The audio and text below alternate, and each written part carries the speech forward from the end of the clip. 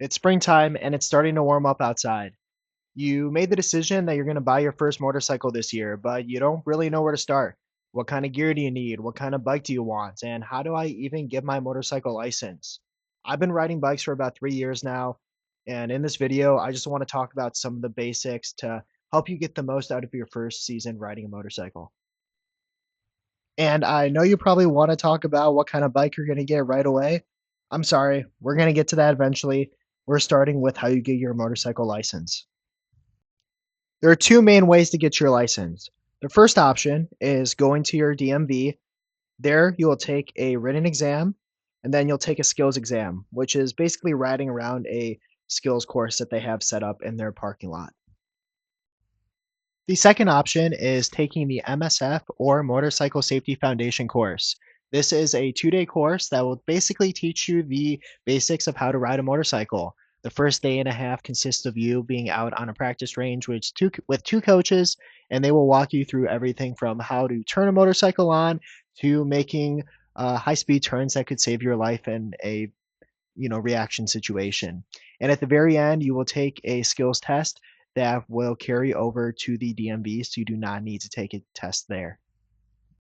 However, at the DMV, you will need to pass your state's written exam. When I got my motorcycle license, I took the MSF course, and I would 100% recommend that to any new rider. The coaches are very welcoming. The class atmosphere is fun with all the other riders on the course. And I learned a ton in those 2 days, and honestly, some of those skills you might not in the moment think you're ever gonna use them on in the real world or on main roads, but you do. It's really easy to sign up. Go to the MSF website and look for classes in your area. I took one at Harley-Davidson, and they did a great job getting that coordinated. All Harley does is basically get the class put together. The 2 MSF coaches do not work for Harley-Davidson, so you don't need to actually buy a Harley if you take that class through Harley. I'm gonna link the YouTuber Dan the Fireman's channel in the description. He has a lot of really great videos talking about the MSF course and what to expect when it comes to the rider portion of that course. This video is not going to be a in-depth analysis of motorcycle gear and, what's better than what. I just want to give you the basics of what you need to have to be safe on the roads, especially as a new rider. And when it comes to motorcycle equipment or gear, I recommend 5 things. Make sure you get a helmet, make sure you get motorcycle boots or shoes, make sure you get gloves, get a jacket, and get motorcycle pants or abrasion resistant pants. And for your knowledge, when you go take the MSF course, before you even have a license, they will make sure that you are wearing a helmet, that you have gloves on, and that you have motorcycle shoes or boots on. They also want to make sure you are wearing a long sleeve shirt and thick, heavy duty pants. Your motorcycle helmet is going to be by far your most important piece of gear. And there are two things I always recommend. The first one is make sure you go and try helmets on in person. You're going to be wearing this thing for hours on end, honestly, every day if you ride a lot. So you want to make sure that it is comfortable on your head. Helmet manufacturers make their helmets differently. So because a AGV large fits you, that doesn't mean an HJC will. So you want to go and try helmets on in person and try different manufacturers to find something that works for you. And also make sure your helmet has those stickers. And what I mean by that is that it has those accreditations on the back. The two main ones I recommend looking out for are the DOT sticker or Department of Transportation. That is basically what you're looking for here in the United States. And when you take the MSF course, your helmet needs to be DOT approved. And the second one I recommend is that Snell sticker.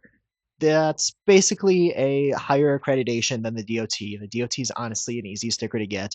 From my understanding, all you really need to do is apply for it as a manufacturer, and you can get that on your helmet. Snell is a higher standard. That means honestly your helmet's gonna have a little bit of higher safety rating than the average one. And if your helmet's Snell approved, you can take it on a racetrack, which is cool, which is definitely an added plus. And the second and third piece of gear that I recommend you getting right away without a doubt is a good pair of motorcycle shoes or boots and a good pair of motorcycle gloves. Your hands and feet are what you use to control your motorcycle, so you want to make sure they're protected. And in the case you ever do get in an accident, you use your hands and feet to brace yourself. A good pair of gloves and boots will make sure you keep your skin on your feet and hands. And then when it comes to getting a motorcycle jacket and a pair of motorcycle pants, you really just want to make sure you get something that is abrasion resistant. There's a saying that you dress for the slide, not for the ride, and a good pair of motorcycle pants and a good motorcycle jacket can save the skin on your body. So it's definitely something you want to have and make sure you're prepared just in case. And the last thing I want to talk about is the type of motorcycle you should be looking for when it comes to getting your first bike. But to be honest, there's only so much advice I can give when it comes to this because so much of it is going to come down to you and what you're looking for in your first motorcycle and how comfortable you feel on it. However, as a general rule of thumb, when it comes to looking at your first motorcycle, I would try and stay away from inline four engines. I know they make smaller inline fours, when it comes to CCs like a Ninja ZX4 double R, but typically, inline four or inline three motorcycles have a ton of power.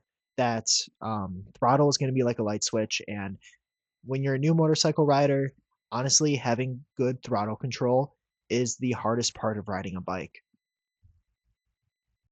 I would typically recommend starting on something like a Ninja 500, a Yamaha R7, or a Honda Rebel. These are two-cylinder engines that can pack a pretty good um, number when it comes to cc's or cubic centimeters.